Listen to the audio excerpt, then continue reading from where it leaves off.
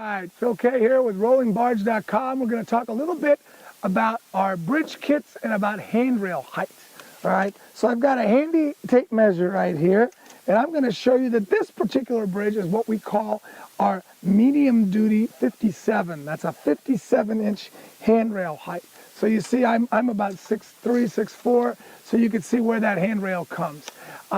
We make several different sizes. We make a standard handrail on our gangways, which is down at 36 inches. Our standard bridges, we have a 42-inch height, and then we're up here at 57. Our heavier duty bridge has a 67-inch height, and we actually make one that goes all the way up to 80.